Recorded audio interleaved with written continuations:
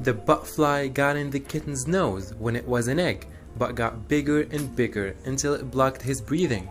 And for your information, the kitten was given a local lidocaine block in his nostril prior to the extraction. After that, you can see that the kitten was relieved to know that he can breathe fresh air again. Yeah.